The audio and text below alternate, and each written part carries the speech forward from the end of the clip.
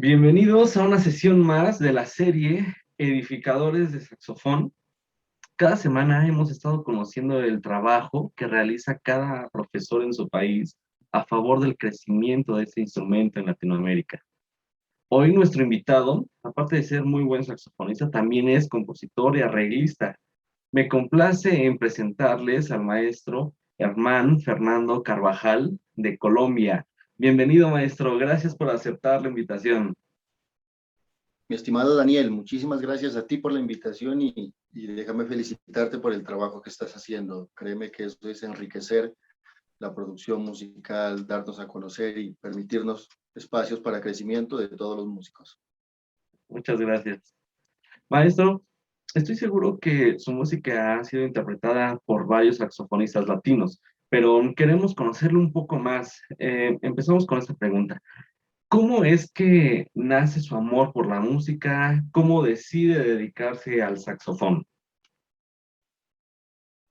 A ver, tengo una inclinación por la música familiar. Desde mi papá, mi hermano mayor también es clarinetista.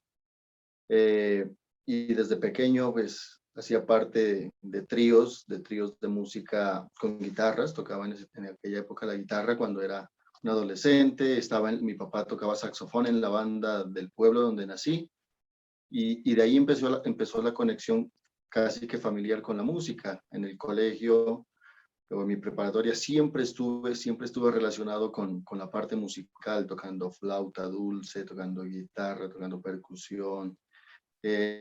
Luego ingresé a la banda de la Escuela de Música de mi municipio tocando el clarinete. Y bueno, y desde ahí estamos ya metidos ya de fondo con la música.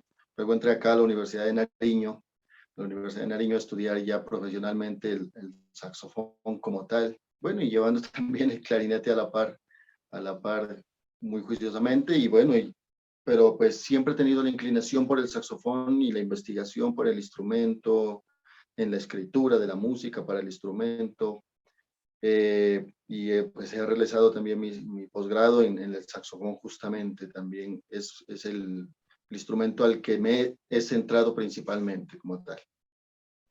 ¿Qué le impulsó a dedicarse realmente a este instrumento? A ver, cuando yo iba a ingresar a la universidad no sabía si lo iba a hacer como clarinete o como saxofón en realidad, pero eso fue mi maestro, el maestro Juan Jairo Benavides, un gran saxofonista colombiano, eh, multiinstrumentista en realidad, es uno de los grandes músicos de Colombia. Él, cuando yo llegué a hacer mi curso de preparación para el ingreso a la universidad, yo lo escuché dar un concierto de jazz y ya definitivamente quedé sorprendido y dije, no, mi decisión es el saxofón, definitivamente. Y me incliné y entré a estudiar con él justamente. Muy Entonces, bien. fue así exactamente. Sí, sí, sí, creo que en varios nos ha pasado eso, ¿no? Que de repente no sabíamos a lo mejor qué instrumento de tocar, qué era una decisión, ¿no? Que teníamos que hacer.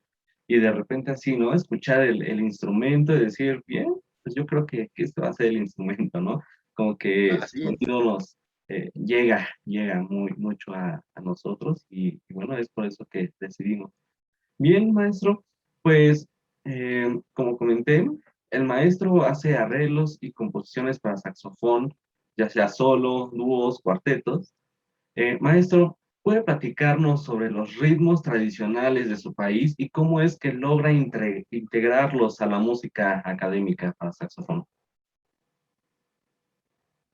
Bien, te voy a contar un poquito así brevemente por qué yo empecé a componer música para saxofón solo, principalmente. Y, y es que donde uno va a tocar, no sé cómo será en tu país, pero por lo general siempre hay escasez de pianistas o los pianistas son demasiado comprometidos. Entonces, uno lo que busca es, bueno, necesito repertorio para tocar, pero que también sea interesante. Voy a buscar un pianista. No hay, estoy ocupado. Siempre los pianistas son muy ocupados. De hecho, creo que es una carrera bastante productiva para ellos, pero entonces decidí empezar a explorar justamente por eso, por ese lado. Dije, bueno, pues en la música colombiana, siempre me ha encantado la música colombiana. Colombia está repartido en 5 regiones que tienen características musicales muy diferentes, ¿no? Que son las de la costa atlántica, donde hay ritmos como la cumbia, el chandé, el bullerengue, la chalupa, el cumbión, la parte del costa pacífica, que es la parte occidental, donde encontramos el currulao o bambuco viejo, y en cada región inclusive cambia, por decir, el currulao de la región donde yo vivo, que es el departamento de Nariño, al departamento del Cauca o al departamento del Chocó, son sonoridades totalmente diferentes, ¿sí? Y no hay quizá 100 kilómetros de distancia, que en realidad no es mucho. Está la parte de la Amazonía, donde es un poco más ancestral la música. Está la parte de la región del Orinoco, o la región de los llanos, que tiene el apego hacia Venezuela, donde se apropia más música con apego venezolano, que es tanto el joropo, el seis por derecha, el merengue. Y está la región andina, también donde pertenezco, que es la parte central de Colombia, la parte de la cordillera donde hay variedad de ritmos, tanto como el bambuco, el pasillo, sí, o sea, entonces si nos ponemos a pensar, hay tanta riqueza y tanta rítmica en cada una de las regiones, me pareció bastante interesante empezar a explorarlo. Es demasiado, o sea, es muchísimo. Sería prácticamente imposible pues, abordar todo. Pero entonces, por decirlo, cuando yo compuse la suite, te voy a colocar como ejemplo, cuando yo compuse la suite para saxofón solo en 3 movimientos, lo primero que hice fue empezar a explorar los ritmos, como te digo. Siempre todo lo que compongo lo hago basado inicialmente en el ritmo. ¿Por qué? Porque busco que la esencia rítmica de la música esté presente y se manifieste a la hora de la interpretación. Después de eso, después de la parte rítmica, para mí viene la parte armónica. Y una parte armónica no tanto de recargar acordes ni nada de eso, sino de la conceptualización de una estructura general, y luego pues ya la parte melódica asociada obviamente al estilo y a los aires de cómo debe ejecutarse y de cómo debe plantearse las melodías, y luego pues se podría rearmonizar, se podría acomodar. Sí, entonces vuelvo, cuando compuse esta suite, empecé a ver por ejemplo, que hay golpes de las tambores que yo quise reemplazar con el slap, por ejemplo. Hay golpes de güiros o de platillos que lo quise reemplazar con aire por los lados de las comisuras para dar ese tipo de efectos sonoros, ¿sí?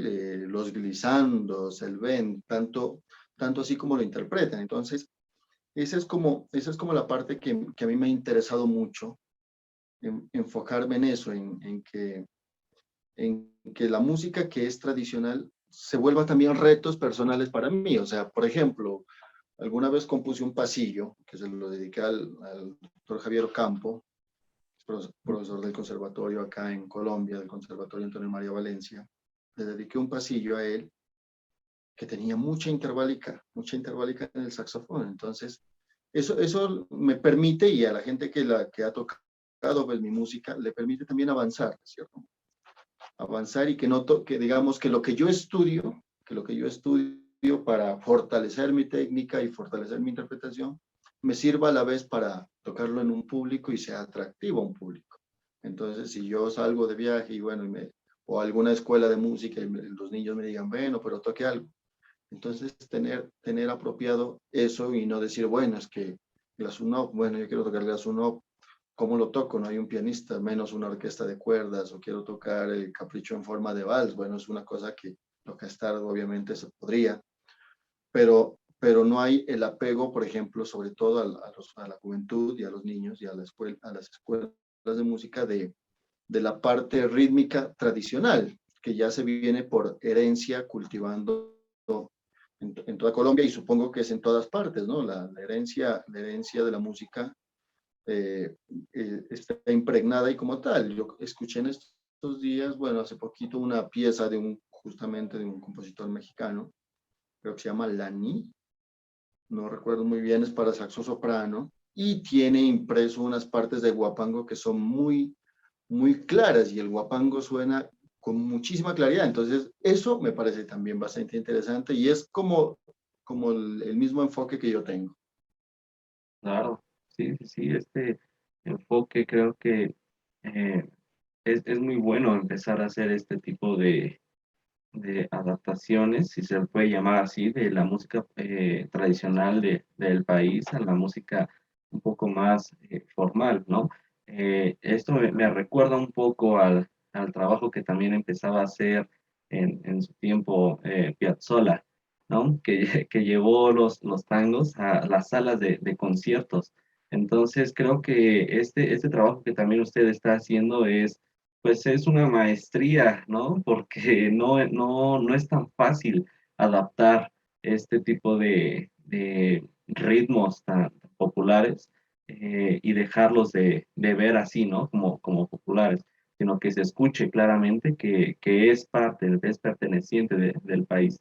También veo que en su música le gusta estar adaptando cosas contemporáneas, como multifónicos, los slap y lo que nos comentaba, para disimular todo este tipo de efectos que nos comenta.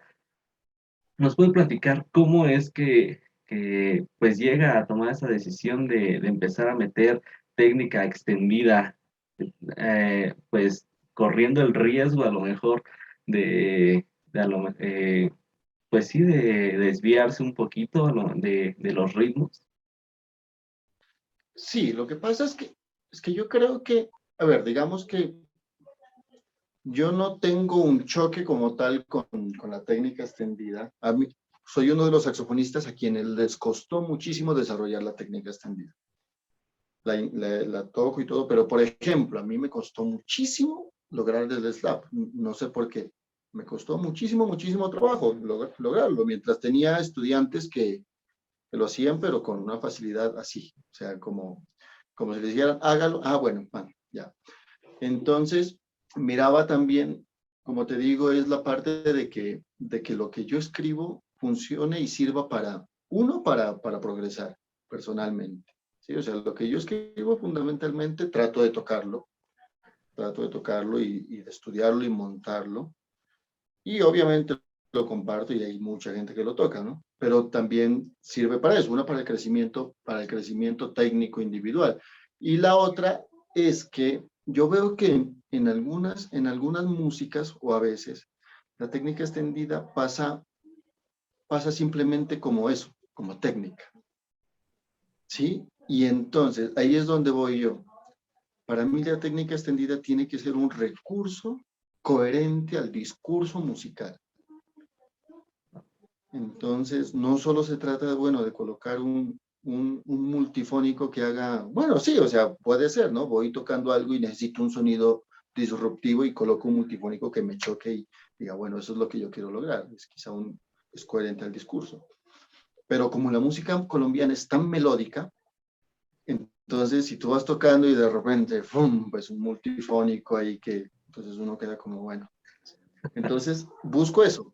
Como hay mucha melodía en la música colombiana, busco que sea todo coherente a la melodía y al ritmo. Entonces, por ejemplo, exploro los multifónicos. Los multifónicos, tú lo conoces, hay libros donde hay cantidades de acordes. Entonces, lo que yo hago es digo, bueno, ¿cómo puedo hacer conectar estos acordes para que me funcionen en torno a la progresión armónica que voy manejando o en torno a la armonía que voy manejando en la pieza?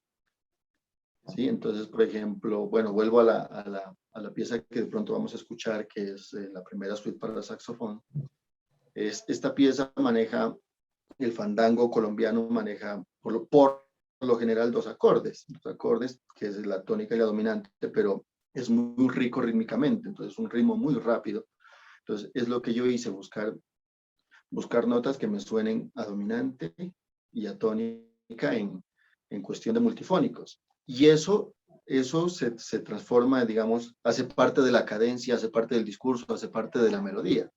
Entonces, esa es la idea de la técnica extendida para mí, que sea algo muy coherente al discurso musical que se está manejando, no solo colocar por colocar sonidos, sino que tenga una correlación estrecha y que funcione en pro del desarrollo rítmico, melódico, armónico o de crecimiento de la pieza, ¿no? Igual el slap. El slap me parece un recurso rítmico muy propio, por ejemplo, para imitar tambores, para imitar platillos, para imitar mucha cantidad de cosas. Entonces de eso se trata en realidad el trabajo. Así es. ¿No? Esto que nos comenta de encontrar el discurso, ¿no? Para poder meter los efectos. Creo que es lo que tenemos que estar muy conscientes también todos los estudiantes de saxofón. Cuando estamos tocando una pieza contemporánea, no solamente es hacer ruiditos y ya, ¿no? Específicamente en la música latinoamericana, cuando se está ocupando la técnica extendida, creo que es para esto que nos está comentando el maestro, ¿no? Hacer algunos efectos como los tambores o buscar lo que nos decía, ¿no? Los que simulen ser un acorde dominante o cosas de estas. Entonces Exactamente, es estudiarlo con mucha conciencia y no solamente pitar por pitar, ¿no? Porque es lo que exactamente, ocurre y esto creo que es la magia también de la música latinoamericana que nos empieza a llevar a todos estos efectos, ¿no? A acercarlos más a la música tradicional, como lo repito, los tambores, ¿no? Híjole, ¿cómo lo ponemos en el sax? ¿No? Entonces, es muy buen trabajo, exactamente. maestro.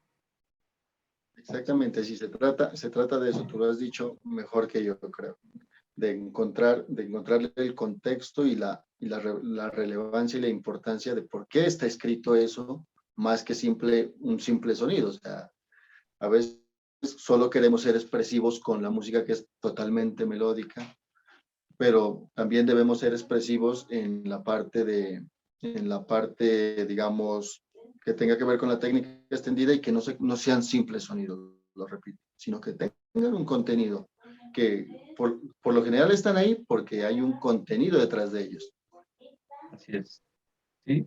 Y maestro, sabemos que es un poco complicado querer añadir repertorio nacional en la cátedra de saxofón, porque ya se tiene estructurado un programa con música de tradición europea.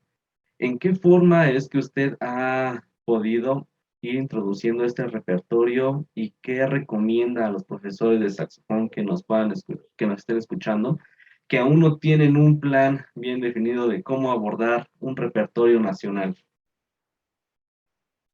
A ver, lo que pasa es que ese es un tema bastante complejo. Ese es un tema bastante complejo porque digamos, la tradición europea de la enseñanza de los instrumentos ha adquirido un desarrollo gigante. Y es importantísimo el desarrollo técnico de la escuela europea, bueno, y, y hoy en día, pues ya en general, ya se ha universalizado todo, es bastante alto, es bastante alto. Alguna vez yo hablaba con un maestro en la Universidad del Cauca, con el maestro Andrés Ramírez, que es un profesor de clarinete, pero él me decía que los estudiantes de hoy en día están desafortunadamente quizá en la época de la perfección, o sea, donde todo se toca así, ¿ya? Y lo mismo pasa no solo, digamos, en eso, sino en la música que se graba. Tú escuchas una grabación y a veces la gente se pule mucho, se maquilla mucho porque se puede corregir en un estudio, porque si te equivocas una nota te la pueden subir, si te queda bajita te la afinan, o sea, cantidad de cosas. Sí, o sea, todo se puede trabajar por eso. Entonces me decía él, es que están en la época de la perfección. Y el error no se mira como debería mirarse, como una forma de crecimiento, sino como una forma, bueno, pues hay un error y es un error y no puedes tocar, ya no eres bueno, entonces quizás no debería tratarse tanto de eso, ¿no? Sino digamos, de entender el significado de la música como tal y el propósito de lo que uno puede dar como tal. Me parece importantísimo conocer la música europea. Bueno, digamos, no la música europea, la música, entre comillas, académica de todos los instrumentos. Soy de las personas, por ejemplo, que les sugiero a mis estudiantes no solamente escuchar música de saxofón. Les insisto mucho en escuchar música para violín, para violonchelo, por ejemplo, porque creo que ellos son los padres del vibrato.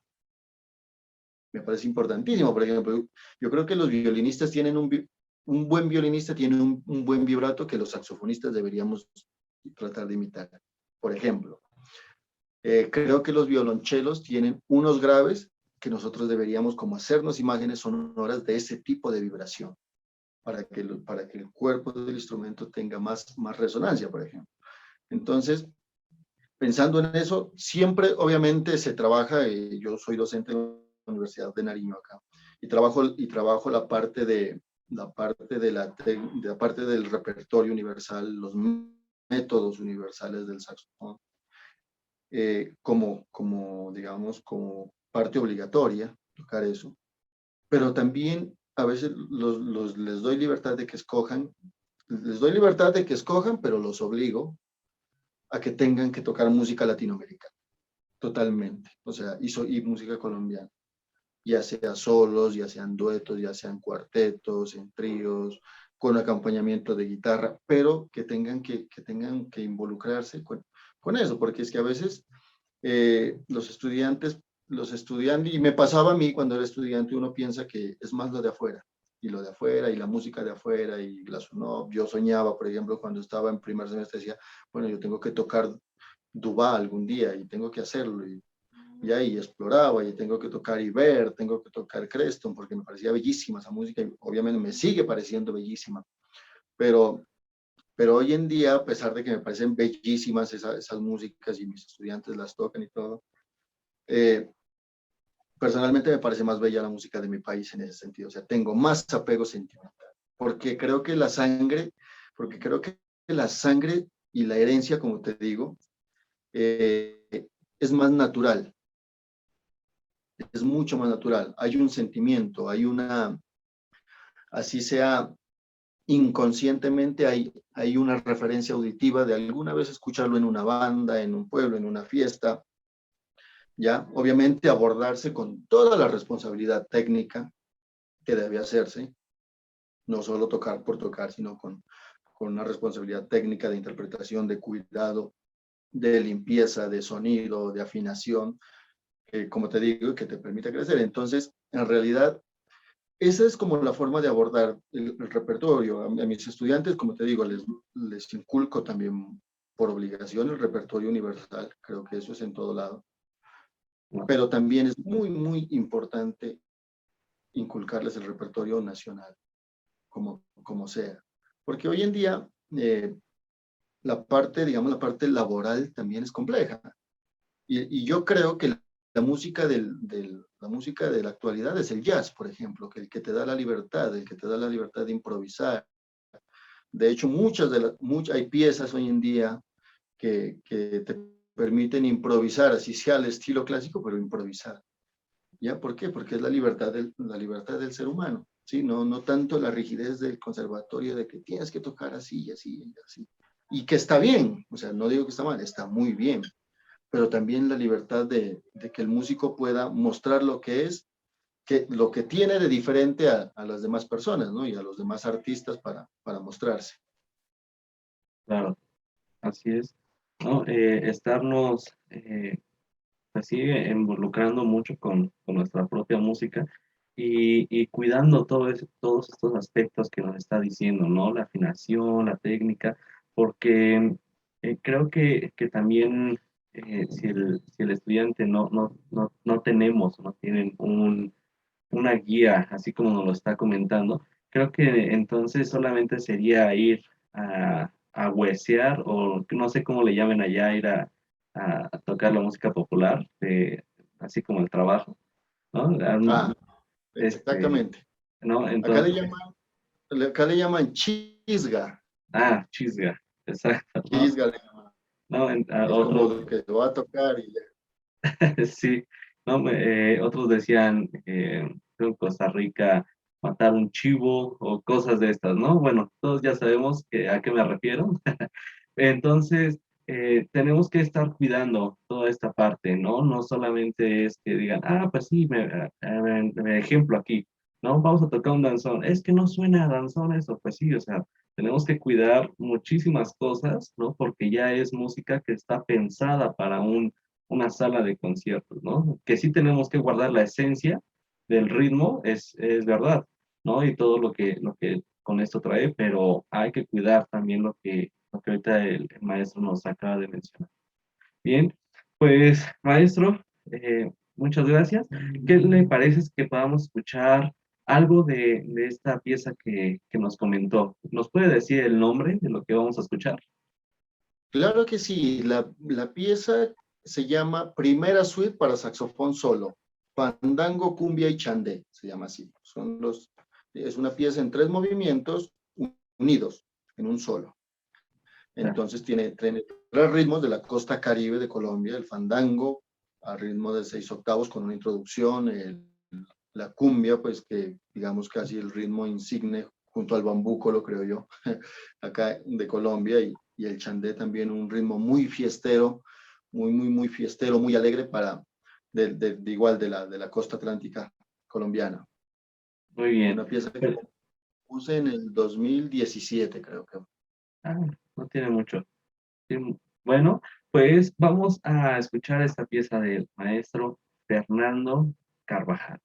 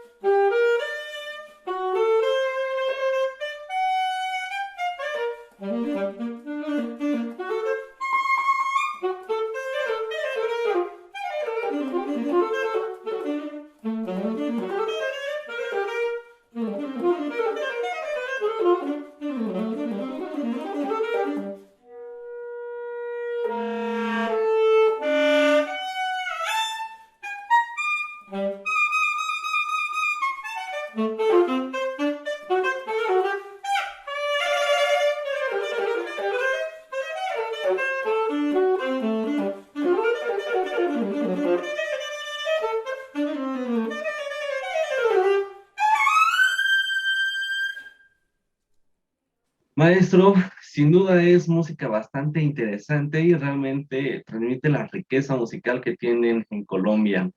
¿Nos puede contar si tiene algún proyecto en puerta, algo que nos quiera platicar? A ver, en estos momentos he estado escribiendo algunas otras piezas. Acabé de escribir una pieza para saxofón tenor. Estoy involucrando unos formatos un poco usuales.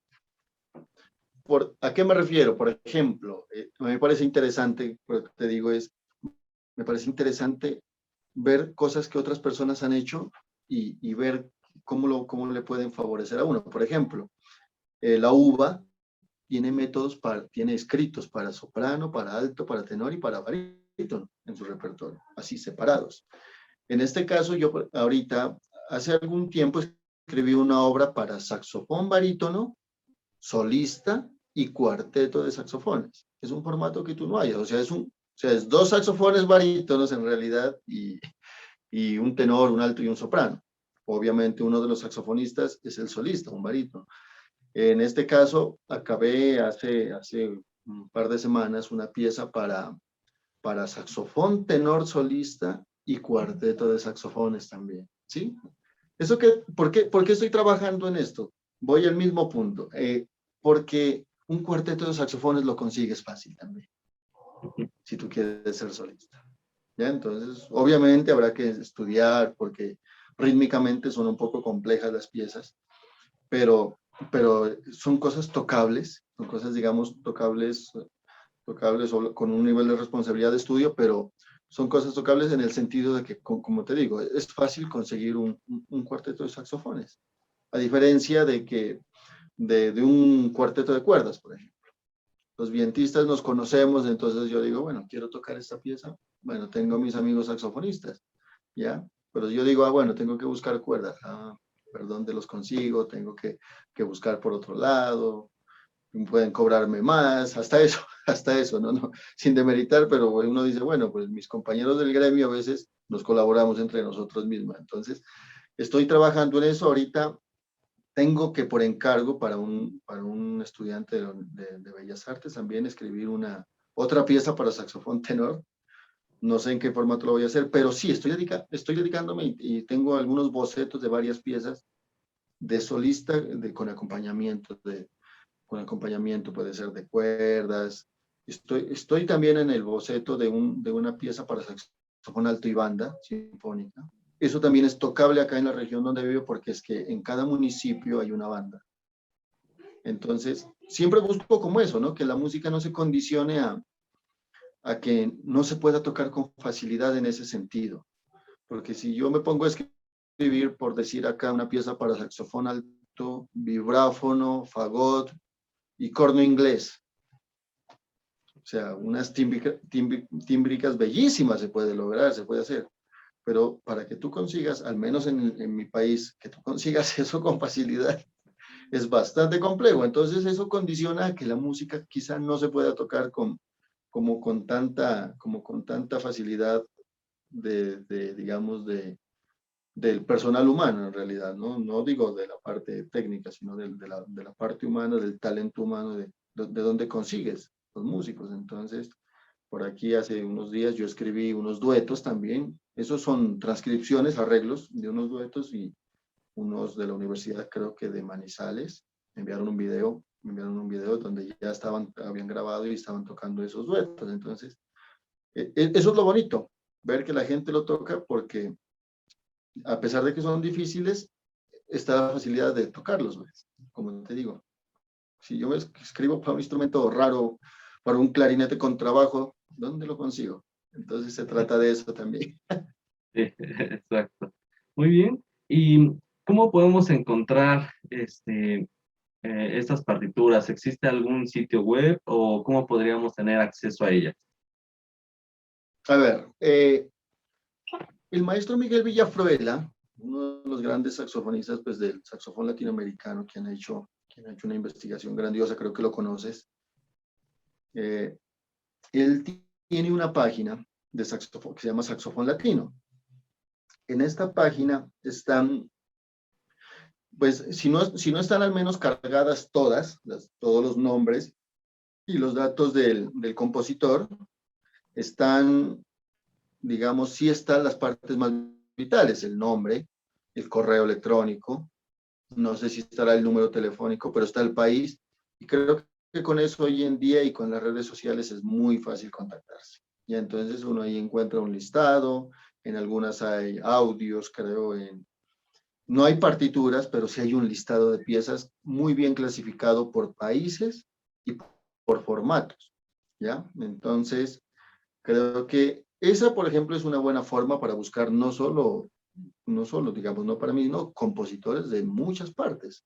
He visto ahí, entonces cuando uno empieza a curiosear, mira un compositor, supongamos de Venezuela, y mira el nombre de la pieza, entonces uno ¿qué hace? Mira la pieza, bueno, ¿y a dónde va? A YouTube, a buscar grabaciones, a escuchar de eso, pero igual por mis redes sociales me pueden contactar o por mis correos, Herman Fernando Carvajal, como está en el nombre aquí de la sesión, y me escriben un mensaje mensajito, me ha escrito cantidad de gente de México, me ha escrito cantidad de gente que les comparta partituras y simplemente les envío. O sea, personalmente es un poco complejo, digamos que es un poco complejo la parte de los giros internacionales, eso uno, y la otra es que me interesa personalmente más que se toque mi música a que yo vea una representación económica como tal, digamos que no, en ese sentido, he escrito música por comisión, obviamente, pero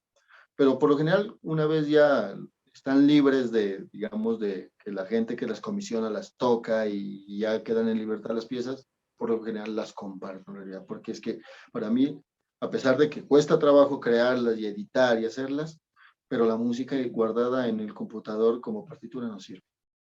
La Así es. música tiene que ser para que suene y para que esté a disposición, para que esté para el crecimiento de los demás. Creo que de eso se trata, en realidad. Pero entonces sí, en mis redes o en mi correo, no sé cómo lo podemos dejar, será en el chat aquí, ¿se podrá? ¿O cómo lo podemos hacer? Es como mi nombre, herman.sax. herman.sax@gmail.com. Es muy fácil. Y ahí está, creo que en el video que está de YouTube que se miró anteriormente, ahí creo que también están los contactos. Me han escrito también por ahí, por comentarios de YouTube, que facilita partituras, por el correo, por Instagram, por muchas partes y se ha compartido. De Europa me han escrito algunos saxofonistas también, se han llevado las piezas para tocarlas, las han grabado algunas en videos. Entonces, creo que eso lo hace interesante. Me parece, pues, respeto a las personas que cobran por cada partitura, me parece que está muy bien, pero digamos que no soy un compositor tampoco que escriba todos los días, porque no me da tiempo, pues soy músico de una banda sinfónica y también soy docente de la universidad, entonces no tengo el tiempo para sentarme a escribir, entonces prefiero que lo poco que escribo la gente lo toque. Entonces, por eso es como la posición mía en realidad. Muy bien, maestro. Pues bueno, ya escuchamos cuáles son sus redes sociales y también el correo que está apareciendo, igual aquí en la pantalla. Así que si están interesados, podemos estar escribiendo a sus redes sociales y ponernos en contacto con el maestro. Pues bien, Claro que sí. maestro, muchas gracias por ese tiempo que nos compartió el día de hoy. Estoy seguro que varios de los saxofonistas que nos han escuchado se han interesado por su música. Y bien, amigos, así concluimos una sesión más de la serie Edificadores del Saxofón. Recuerden estar pendientes de nuestras redes sociales, donde seguiremos informándoles todo lo relacionado al saxofón en Latinoamérica. Hasta la próxima. Saludos, nos vemos. Gracias, maestro. Muchas gracias, Daniel. Felicitaciones por tu grandioso programa. Gracias.